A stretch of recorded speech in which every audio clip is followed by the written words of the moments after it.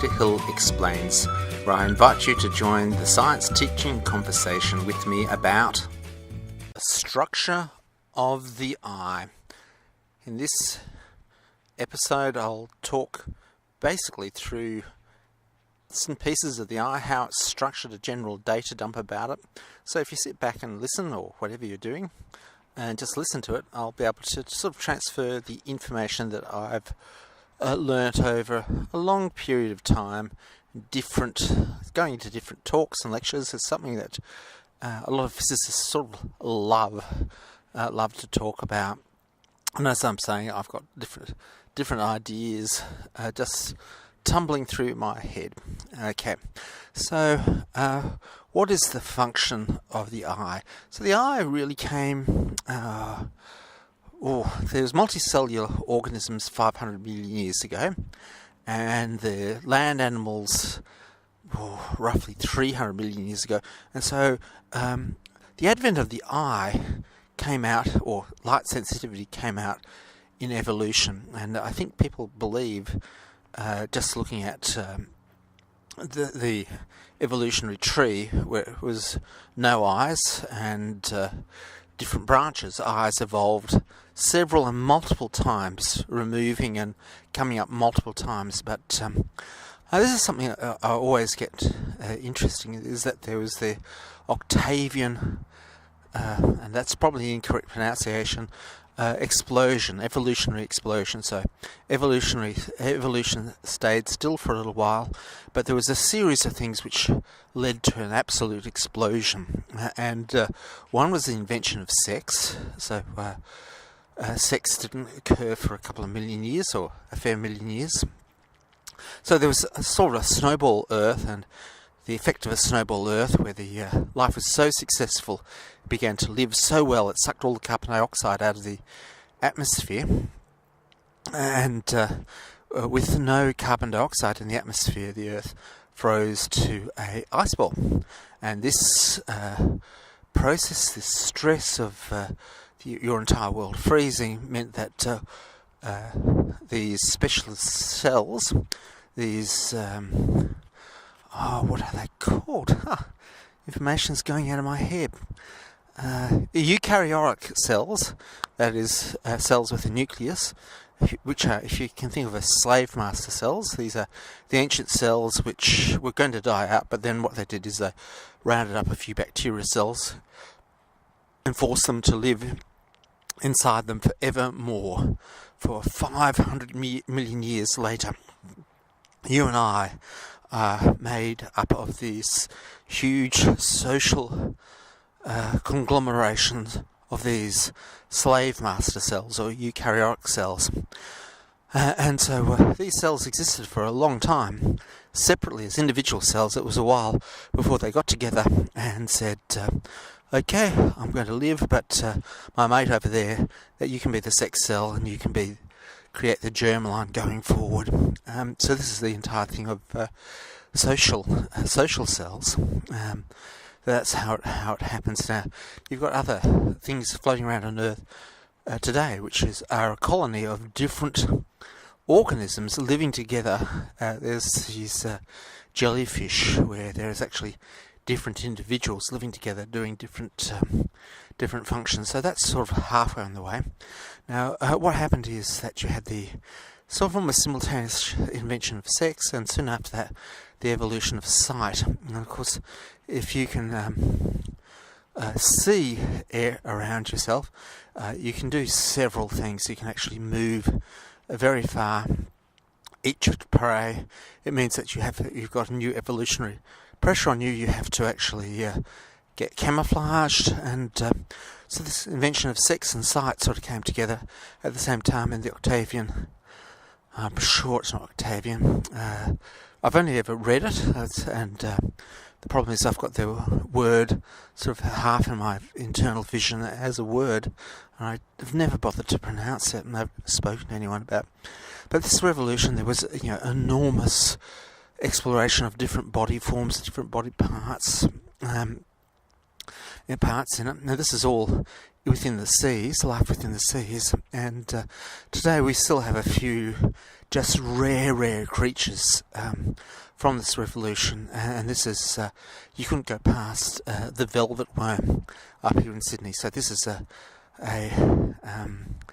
it looks a bit like a Japanese Pokemon, but with, you know, the cat bus, but it's got thousands. This is the cat bus is not a Pokemon. That's from Ghibli Studios. So I'm doing well here, and I've forgotten the name of it. The cat bus. People will probably know it. It looks a bit like a Japanese animation. And it's got all these little stumpy little legs. You know, hundreds of stumpy little legs. It looks really amazing. This is the velvet worm, and it kills by actually pushing out a goop of jelly, sticky jelly on its victims, and it's a Newtonian viscous thing. So the more it struggles, the more it stiffens up, and the worm goes in it. I must admit, they're not up in the Blue Mountains, but they're in different parts of Sydney for sure. And we only know that. I've never actually met anyone who's seen one or has one, but just we're told that they're around in Sydney. They're fantastic little things to watch, brightly coloured, things like that. And you've also got the hagfish, which I did an episode, and that produces lots of goop. So the Octavian Revolution was explosion. Part of the experimentation was body parts, but it's also ways of killing and getting food, and escaping for food, producing heaps and heaps of goop. And there's still a few animals bumping around, not too many from this era. They're not insects, they're not proper fish, and they're, you know, it's a little bit hard to nail what they are at the moment. But getting back to that stage, really the first vision really goes to something which is neither an animal or a plant, and today we've got examples of it, and it's Euglena. Euglena is an autotroph. It's a bit of a plant, but with a little spermy thing on it, a little flagella on it, and a little light sensing cell on it. And the light sensing cell sends out pulses, and when it's at maximum brightness, it propels. And so what you'll do is that if you've got some Euglena and you want to harvest it for your microscope, you stick a little bit of light in it and scoop it up, and and it doesn't take long. Look, truly it takes about a minute, and then you scoop the water up, and then your little thing is absolutely full of these little swimming things. And what they do, they might be aside, but if you turn the light from underneath, they swim towards the light. It's quite, for me, a bit entertaining to see the Euglena under a microscope.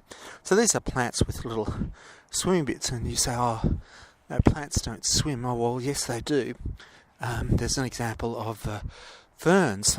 So how do ferns, they don't, how do they actually mate? So you've got to remember that plants have sex as well. You know, your little petunia or whatever it is, that's flaunting itself.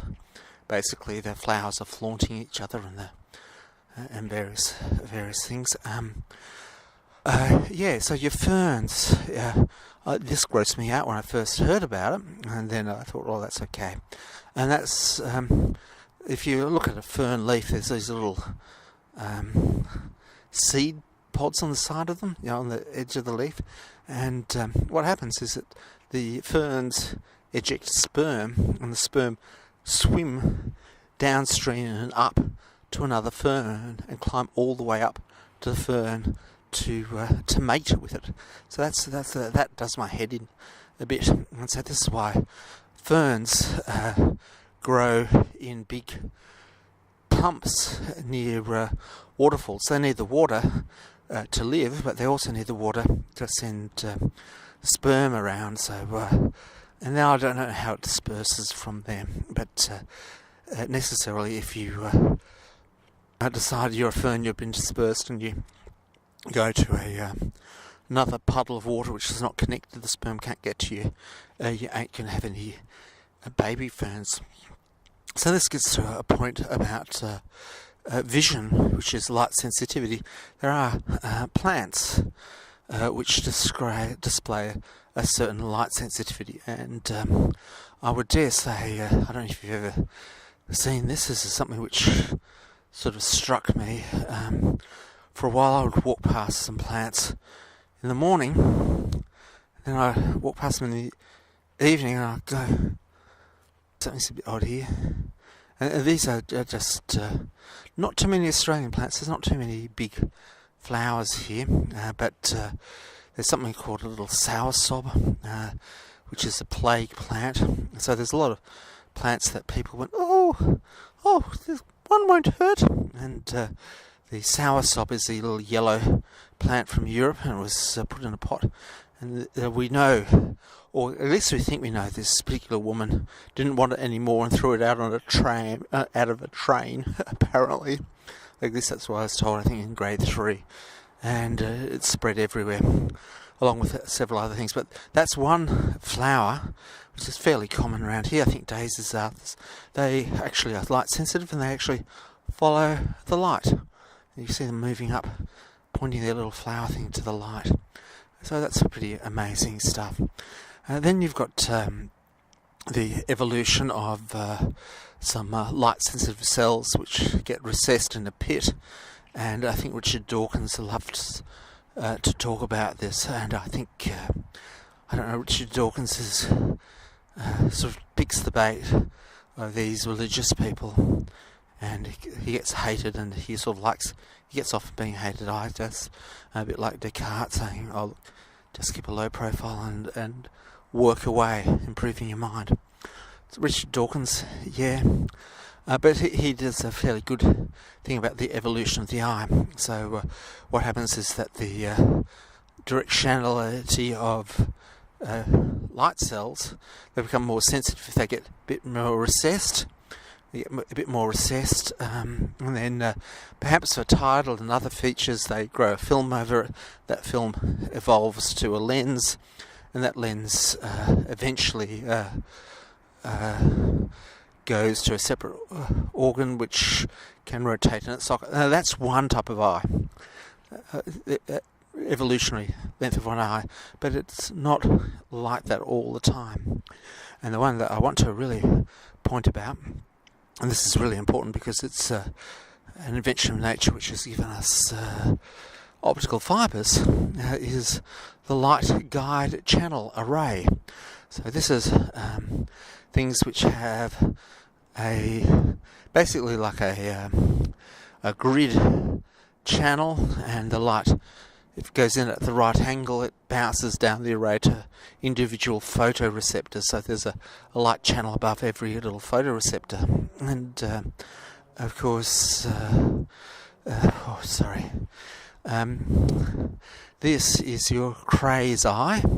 So I knew when I began my PhD there, I was looking after honoured students, and one honoured student at Adelaide University was making up a Crays eye to pick up X-rays from cosmic ray events, or light flashes from cosmic ray events. These are non-imaging things, and so it's basically if you've got say a whole series of toilet rolls put together, you can actually see by looking down them, have each one, and of course your brain can be pretty good. But then insects do process some pretty amazing vision. So you've got spiders with 8 eyes, things with a fair number of eyes, like your cricket. You think your cricket's, that's got 2 eyes, but you look at the top of its head, it's got these 2 little lumps, and they're just light detectors. So there's one for eyes for imaging, and there's one eyes for what time of the day is. Now that's true for us humans as well. We've got our eyes, but we've also got light detector regions which just plug into where the amount of light. Is it daytime? Is it morning? Well, it doesn't. There's the main eye stuff for us, which takes down image, but there are other cells in the eye which just secrete hormones. You'll know this for sure. So that's they secrete hormones with the blue light of the day, and that goes in and sets your circadian light. Ergo, some bright sparks have made the red evening screen which looks rather hideous and it actually sends me to sleep, which is, I suppose, the idea of it. You yourself have got your normal eye, but you've also got other sensitive cells which don't go back into your vision, go back into your... I've gotten S and something or other, cortex, super charismatic cortex. I don't know whether that word's correct or not. It just came into my mind. But the cells go into that, and there's a complex thing which looks a bit like you Americans would have the lines going back and forth as they explain your plays in Gridiron. For me, that's just the most insane sport. Like it's half legal. It appears to be half legal, half chess, and then a bit of brutality of thumping each other. But their plays. Well, that's pretty much what it looks like in the head. All these cells emit hormones and sets a chain off, which sets your circadian rhythm. And so there's light-sensitive cells in insects, which are eyes. They're called compound eyes, and we're beginning to know exactly how they process things and what wavelengths they're sensitive to. So they basically get sensitive to lights that are important to their variety, their survival. And so with bees, they can see in the ultraviolet light because there's ultraviolet colouring on the flowers, which sticks up. Now, again, there's sort of flowers do this, and they sort of evolve things that their success is reliant. So they co-evolve and actually pick up an insect group or a particular group. So there are some flowers, say, which have a very long funnel, and the proboscis, you need a very long proboscis, which a certain insect definitely has. And you say, oh, look, that's pretty crazy, because that insect can only eat on those flowers, which means that you've got a heap of thousands of millions of flowers, but you've got insects which you've evolved to ignore all the other flowers and look after that. Does that sort of make sense?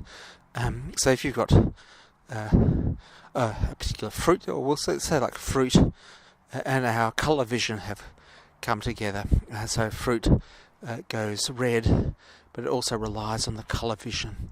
That's for a lot of it, for eating the actual fruit and dispersal. So it's, sort of looking at eyes and the survival and the evolution to your niche, and the niche means you rule your niche, and the niche is something that it's sort of this back and forth feedback system. We should start off and say that the dinosaurs, as far as we know, evolved 3, possibly 4, sometimes 5 degrees of colour vision. So your flying dinosaurs today, the dinosaurs which live today and enjoy several dinosaur features, including a more efficient lung sac system. So they're not lungs as we understand it, where you breathe in, some energy moves out. These are high efficient lungs, which are like turbocharged lungs. So all birds have a different lung system. So that's a bit hard to understand, and a lot of the bird is actually lung. If you cut it open, that hollow stuff in that chook that you cook up, a lot the inside of that is lung, and that means that they use their oxygen more efficiently, therefore can actually burn their fuel more efficiently, therefore they can fly. So we've got exceptions to that, like the bat, but you don't have bats doing migrations. Well, I'll surely be proven wrong on this, but bats do large migrations. I think bats are one of the most numerous mammals on Earth, if I just remember data from somewhere. So your birds are your dinosaurs, and they rule the daytime, and as reptiles. Reptiles are cold-blooded. Birds are slightly warmish blooded. I don't know how you define it. And probably the dinosaurs were warmish blooded, and so they were daytime things. Why not be at the daytime? You've got good vision at daytime. And were they solar powered? The basic things. Did a Tyrannosaurus Rex, what you can imagine, what does that animal do except scream and rip down buildings and throw cars around like a Zilla? So but that must have been you can imagine if they were around today, there would people be loving them and keeping them as pets. This Tyrannosaurus Rex, it only just eats one or two kids, and I love it so much, and it's a chain that's so loyal, and it's a really I think we can actually say that birds are super bright. I thought the birds that I have up around here in Australia are I don't know, they're domesticated, and you tend to, if they're domesticated or tame, they're not domesticated, they're tame, so they come up and sit on your feet and stuff like that. You think you put a bit of brightness into them, but I'm pretty sure there's some pretty intelligent birds out there, because they say you go for a walk and they follow you around, or you say, oh gee, that bird is sitting out there right in front of me, and you realise, oh look, that's actually sitting there because it wants to see, have a sea with you. But bear in mind, the dinosaurs are pretty big, and they're not fully evolved. As evolved, there are things about things which evolved in their evolution. I think their kidney structure wasn't up to scratch, so they were very inefficient, or some of them were very inefficient.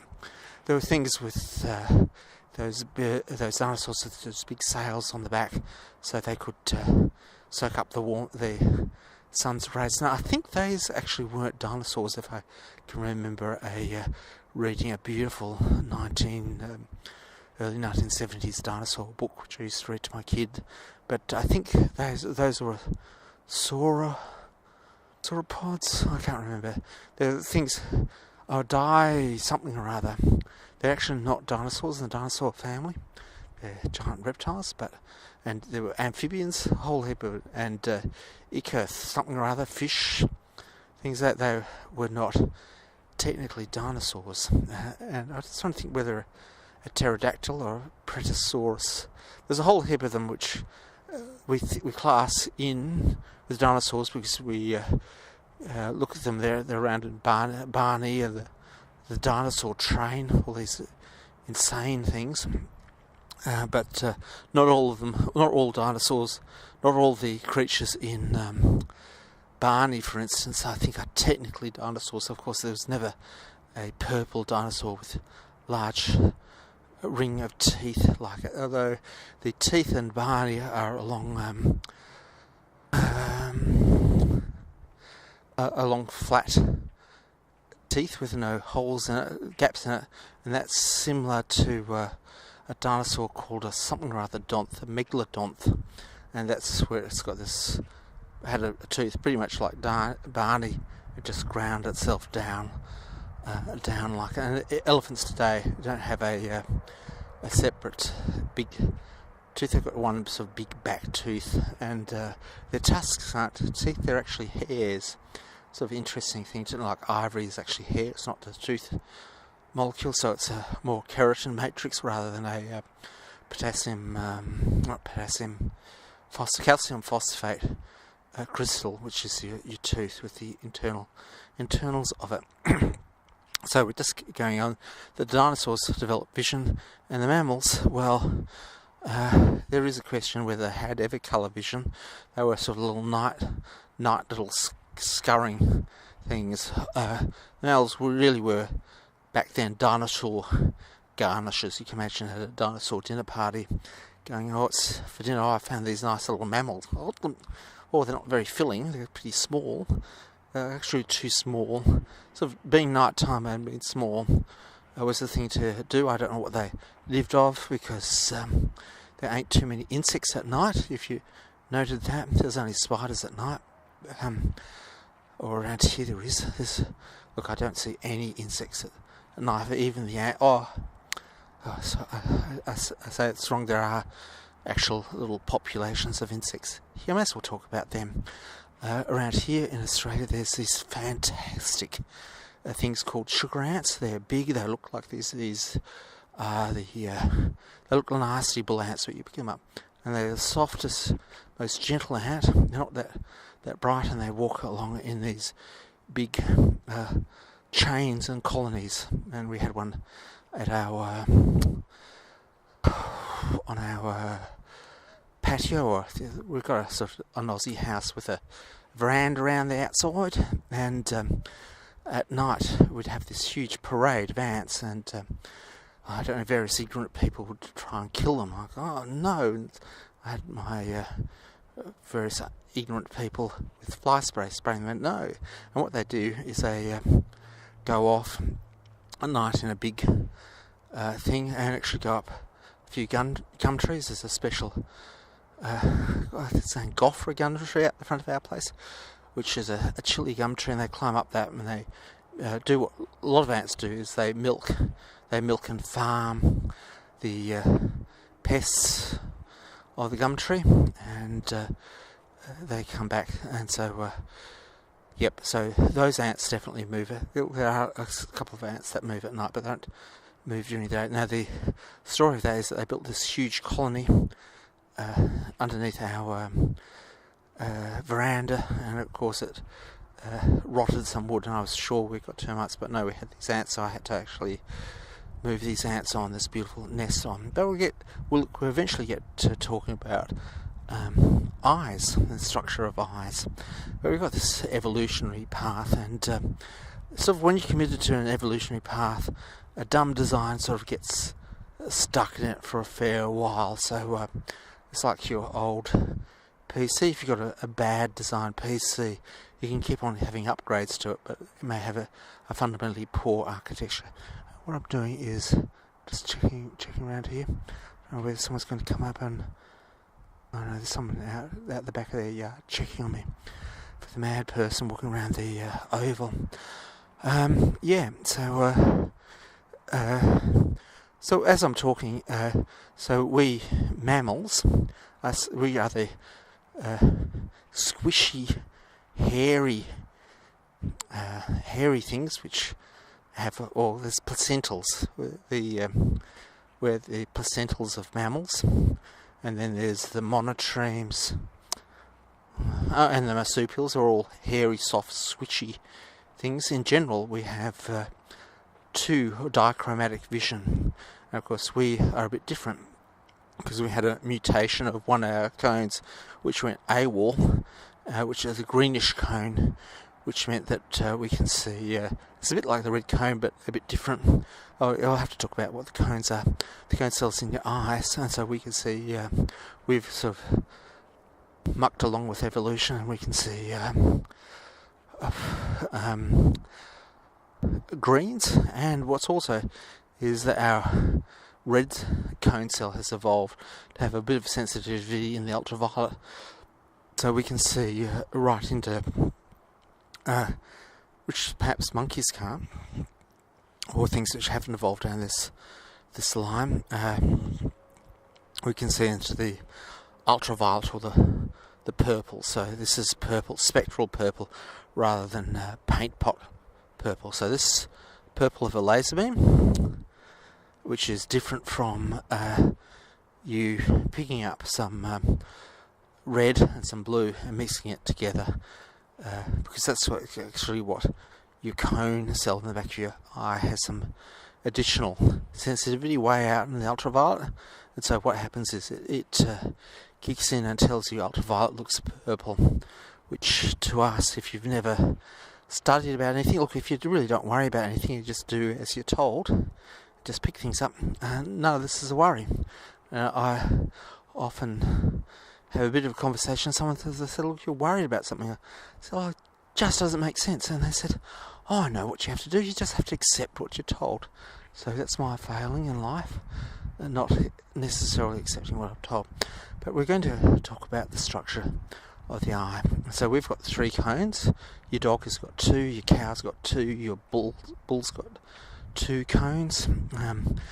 Now there's a few exceptions to this, which is noted as we think we're pretty good being able to see green and blues, sort of purples again. It's the caribou which takes the cake, and the reason is it's got really excellent ultraviolet vision, because the Arctic wolves, which go, yum yum, let's go, where are we going tonight, mum? Oh, let's eat some caribou. So caribou is your name for Santa's reindeer. The Canadians want to quarantine their population off from reindeer duty, so they call them caribous. So these are sort of Arctic, I don't know, moose, deer. I don't quite understand what technically caribou is. It's got some horns, and it used to go on large migrations. I think they still do in Canada. They haven't industrialised enough to reckon up.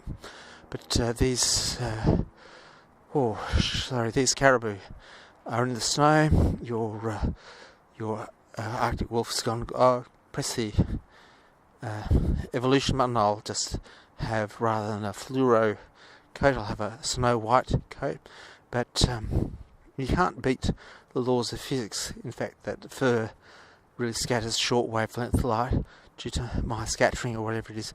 But it will look a lot more different than the ultraviolet. And so this is what the caribou which basically caribous without this have lost the evolutionary selection test and have actually been eaten up rather quickly, and therefore they've got vision. We've got the vision what we have because we like to swing around the trees and eat fruit, various other things. Perhaps we also used it to see when our females were on heat. We needed to see that as well, or I suppose you'd have scent and various things along those lines. We didn't need scent as much, and so we can't smell. Humans don't smell. That is not that they don't produce smell; they actually don't process smell anywhere near anything like the animal kingdom does. So let's go through. There's nothing to do. I've got you the general view that we arrive at the eye after 500 million years of pretty dramatic evolution. Well, look, it's dramatic if you compress it into a podcast.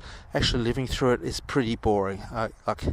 The Hadean Earth would be absolutely boring one day. The next day, what is it? It's raining sulfuric acid. There's no oxygen today. There's no oxygen today. And you do that for hundreds of millions of years. It really goes through actually billions of years waiting on land. Nothing happens. No life on land. Pretty boring. And the dinosaur stuff, we always cut to the great chase scenes with these big things, but the majority of your prehistoric times would be pretty boring unless you're a super scientist, and then those people are boring as well, so it's pretty hard to go. So let's go and do the eye. Look, I'm just speaking on here because I want to do my cardiac rehab. Sorry, mates. Okay. So your eye's an eyeball. That's white on the outside. Why is the human eye white on the outside? Because the answer is because it looks good. Someone with a little black pupil and a little white on the outside, it looks lovely, and you can see what something's looking at. If you've got a dog or a horse or a goat, something like that, it may be actually looking you up and down. It's looking at your rude bits, for instance, like that, might be there. You can't tell because the iris is the same colour as the white. And what's the I've forgotten what the word of the white of your eye is. Your white of your eye is your social media. It says you see the whites of your eye when you're frightened, angry, you squish them down. It's a huge signal thing, and you can actually see where someone's looking at. And as a man, I always tend to wear sunglasses, so I can't be accused looking at. Oh, we won't go down there. But you'll know the problem of looking at the wrong spot at the wrong time, or not having eye contact, all this social stuff. So there we've done the white of the eye, and then you have. I may as well go inside the eye. So that white ball, on the inside of that ball, is a really black. Like it's a black membrane, and it's really super black. It's not sort of like black of texture black with a bit of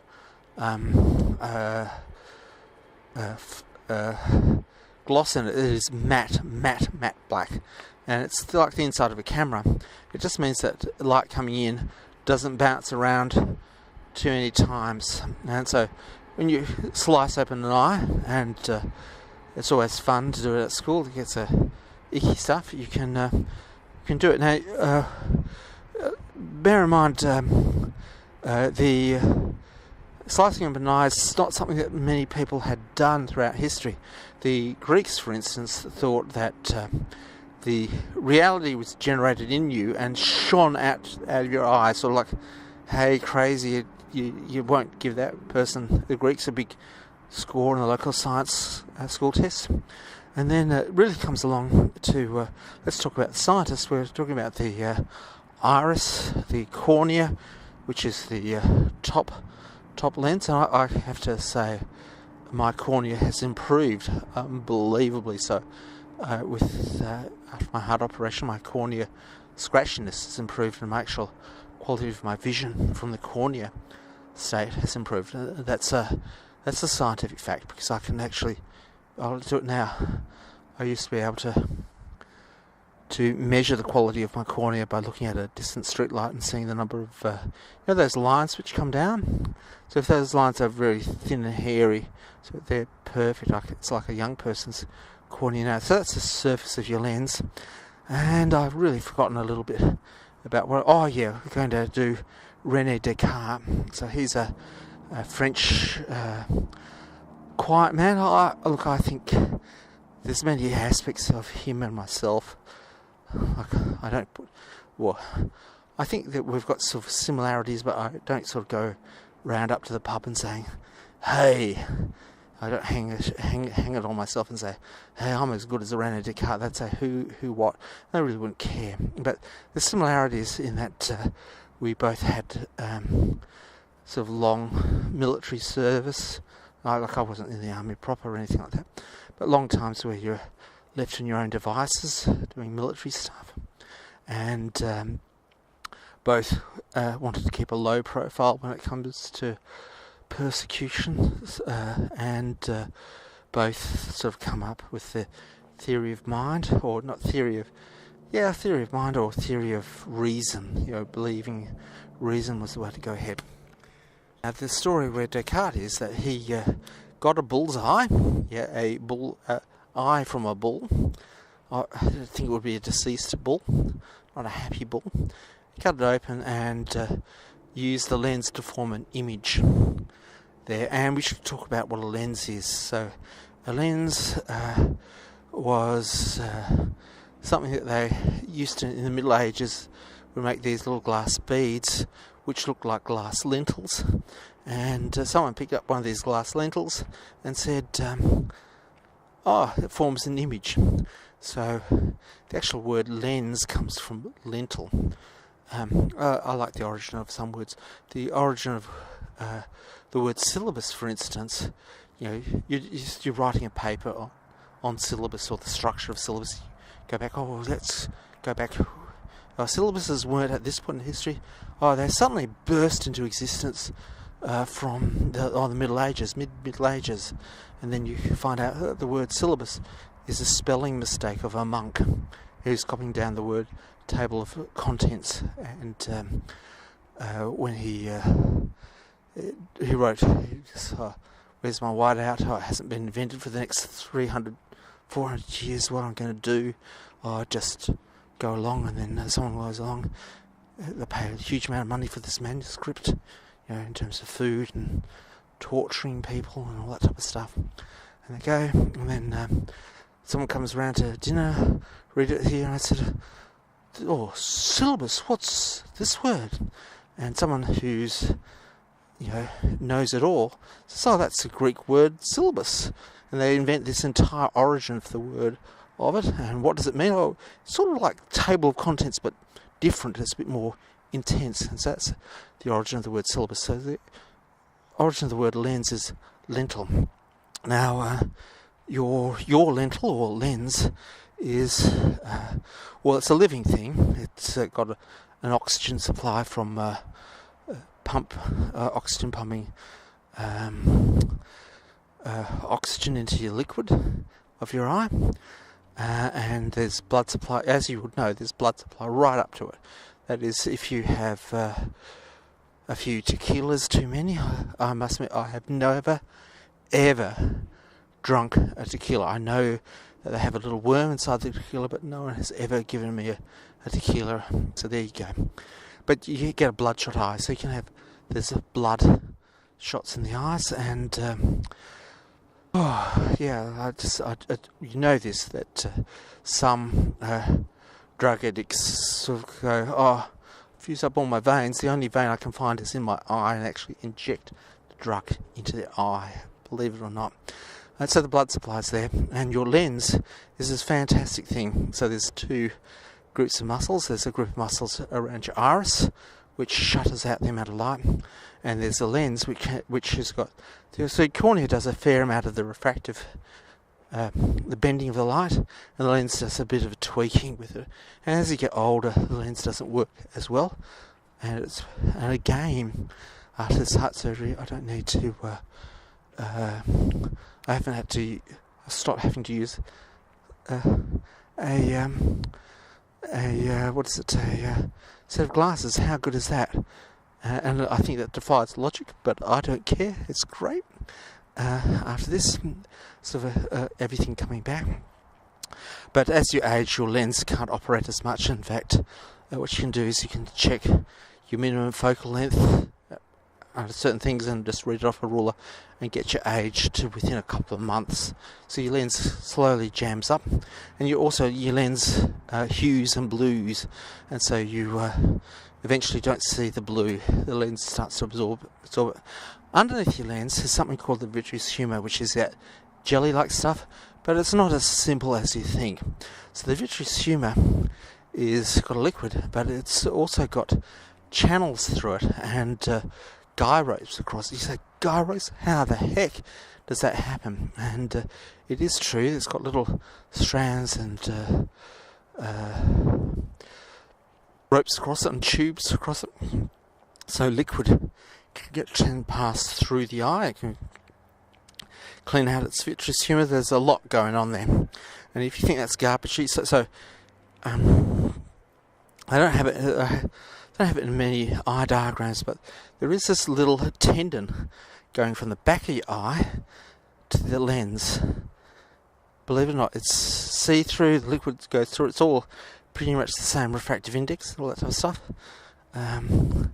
and forms this sort of nutritious jelly. And this vitreous humor means a glass-like humor, means a liquid vitreous humor, and indeed you can get parasites living in all parts of your eye, but there's examples of these parasites which bore into your eye, and you can actually see it swim as a shadow swim across. In fact, if you have what happens is with your eye, if you have a bump or something like that, or young, and you see a blank background, look into a blank light source, like a perfectly white sheet of paper, or a distant white painted wall, or a distant skyline. You can see these things which are diffraction effects on the back of your eye called floaters.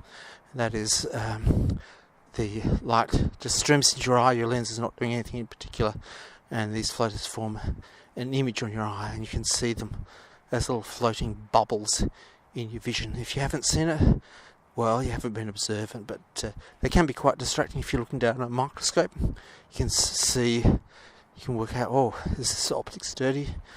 And of course, if you rotate your eye and thing where it stays in the same position. It's actually inside your eye. So again, I used to notice that when I was 7 years old, something like that. Probably again a few years ago. Now I don't see them anymore. And what happens is that your brain puts in software upgrade to eliminate that. In fact, the brain does a hell of a lot of things. So we've got the light coming into your eye, through your cornea, being shutted out, passing through the iris, passing through the lens, going into the vitreous humour, and is it going to hit the retina? No. Okay, not quite. Well, some of the time it does. But what it does is that we mammals have backed an evolutionary path along with our dud lungs. We've also got dud eyes, and we've got dud eyes. I'll talk about it for a short while. The dud eyes are there in terms of that the nerves, all the wiring that you'd expect on the back of the retina are in the front. So the veins and the and everything are sticking out the front of your eye. So if you look at an image of your retina, it's this insane thing, like looking into the human body, but you're not seeing just a thing like you look into a camera where it's just a grey area of, hey, I've been designed by someone who's super smart. I've been designed by someone who should have failed design, because they've put the wiring, the power supply for the retina on top of the retina. So the retina has got a huge point, it's got a huge number of problems with it.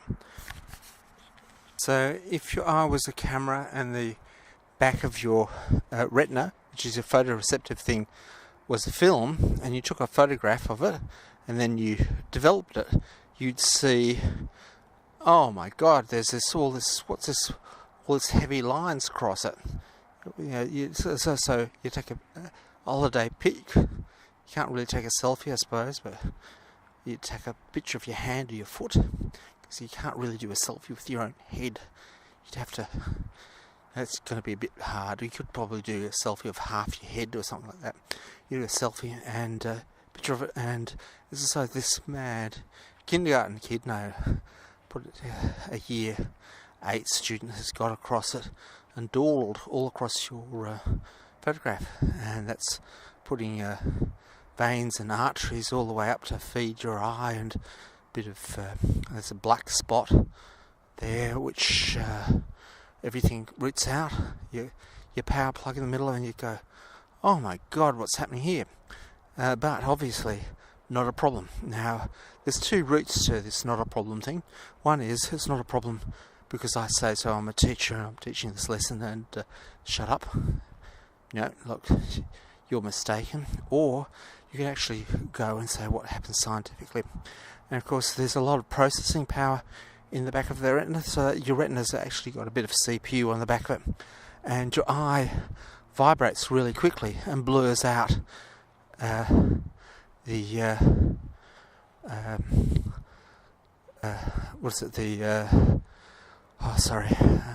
blurs out the actual shadow, and you can't see it. It's sort of like super smart. Your eyes are probably sometimes the smartest part of your body is your eyes, and so this goes out. So your retina's on the top now. Your vessels on the top. So of course, what they can do is when you've got heart disease or anything like that, let's have a little look at your actual tiny little arteries. How does they really look? Wouldn't it be nice if I could actually just whittle away all your flesh and just see your little arteries and veins there, and so they can have a look, and they can give you a tick of cardiac vascular health there. Now of course, again, what was happening with me is I was having from the cardiac thing little strokes breaking off, and what would happen is the little clots would stop in the eye, and I'd have a 30-second blackout here, or bits of my vision would black out. I didn't know what was happening at the time, but so if you now know it, and I was able to actually track the size of the clots and the frequency by noting what was going on. Now that's getting towards all I want to say about the eye. Then you've got muscles on the outside moving on, and I think when you go into if you go into REM sleep, they flip forward and oscillate together. But deep sleep, your eye actually rolls backwards. Now, why would your eye roll backwards? So when you're into deep sleep and you lift it up, and someone's not in REM sleep, the eyes actually roll backwards. And there's also the tears and the muscles and the optic nerve. So all the nerves, all the axons at the back of the eye trunk together and form your optic nerve. And your optic nerve goes all the way back, plus does a little bit of, I don't know how it does it, it feeds a little bit of information to your amygdala. So there's some image processing process there. Don't ask me how it happens. It goes back to your head, and what happens is that the vision that you have is upside down. If you have a little lens, it's upside down. So what it does is it crosses over. I don't know how this happens. It crosses your thing that you see on the left side goes to the right back brain, inverted, and the other stuff on the other side goes to the left hand brain, and it twists over. And so what you see and perceive doesn't actually twist over. You learn what's up and what's down, and you learn to process the information into 3D. You get stereo vision. So there are people, I've met this, I think it was Mrs. Legg, a teacher who was at Xavier Jesuit School, and she just had one of those things that she couldn't perceive 3 dimensions. Her brain just didn't process it, and you can get that sort of thing after strokes and stuff like that, not perceiving three-dimensional information.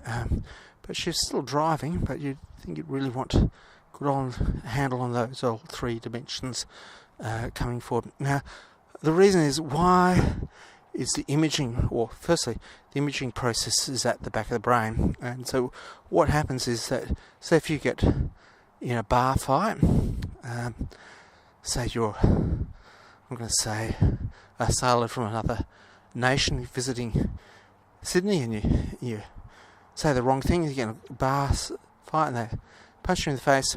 What will happen is that your I don't know quite how it happens. Your brain is of lower density than your fluid, so the fluid rushes to the back of the brain.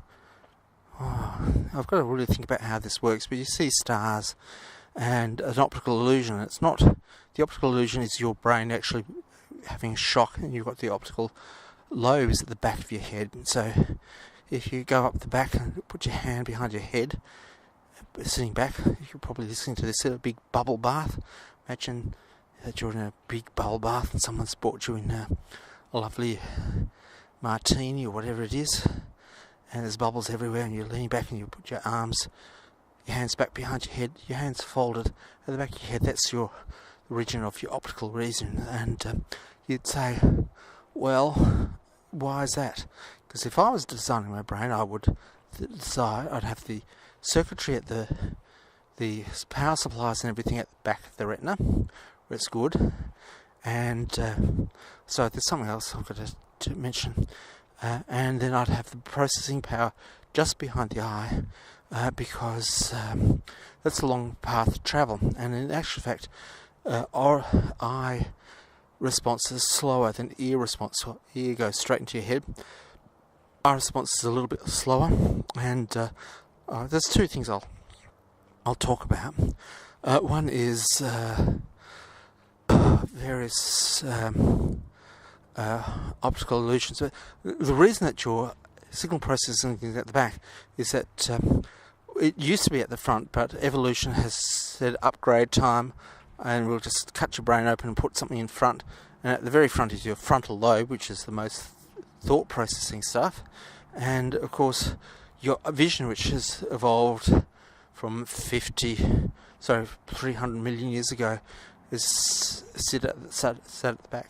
So you've actually got, you pack a fair number of different sorts of brains.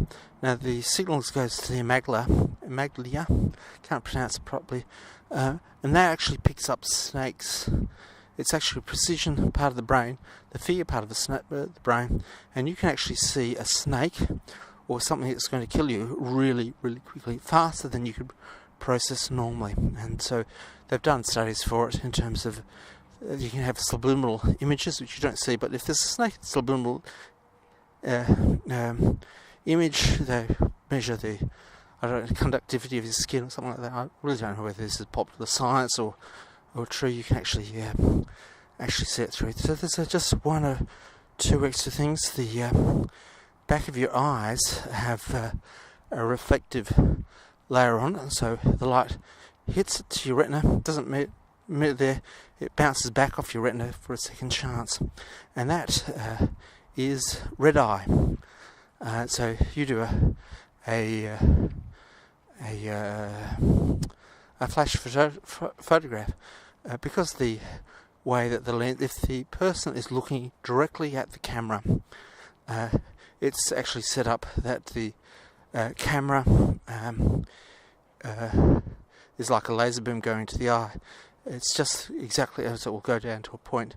It bounces off the point, and the opposite is that flash will be shot straight back at the camera. And this is some little bit of optics. If it's not because it's a flat mirror, no, it's a curved mirror with a lens in front of it, and that's you get a few examples of that in cat's eyes on the road. They've got a corner cube reflector. There's another geometry which works, which is a lens and a mirror at the focal plane. That means that light entering the lens will emerge back out from the lens at the same angle. That is, that you get red eye from a number of angles going into the eye. So you don't have to have your eye perfectly oriented. It's anywhere with the flash, and of course, sort of comeback cameras now extract the red eye, or I think that what they do is they do a pre-flash to get your irises to suddenly shrink down and go across, and now the reflector, the iris circuitry, the iris detection light, and sending the muscles through shows as a basic reflex. So is he dead, doc? Go up and you just look at the eye. And you know those movies where they get a flashlight and hit it, so you can be brain dead, comatose, but if there's still life in there, still blood flowing around, you'll see it. And so one of the symbols of death is that you don't get that iris contracting and going along with it. So there's eye vibrations and stuff like that to get whole heaps of software upgrades to do it, and that's your eye. And it's a complex thing, but it's one of those things that is worth coming back to a few times over and over. You can keep on talking about it and getting more knowledge. It's sort of, you've got two paths. You can have the shut up, I did that at school, I don't want to hear any more about it, I can draw an eye, let's do it. Or you can say, look, that's interesting, keep on just piling in the facts, because it is a fairly complex thing, but there's nothing too complex about any one part. It just requires a bit of patience to work through, and I think that reflects a lot of science that people are wanting sort of news grabs, quick lessons. They want a reason to know something, and I don't know if there's actually a reason to know all this about the eye. It's just what you know about, and I think it also reflects society, that there's certain things that we know a hell of a lot about, say like the Aussie cricket team or World Cup soccer. We might know about the rules of soccer. It's something, or latest music bands. It's what we know about it for its social value, its social currency. So I think knowing about the eye has got low social currency, but as a diagnostic tool for our own health and understanding and well-being, it's well worth learning about it. Thanks for listening.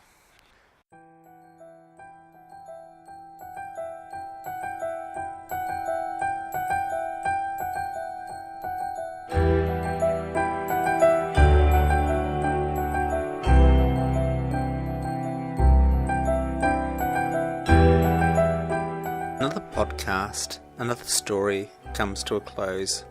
It's been a pleasure sharing this moment in time with you.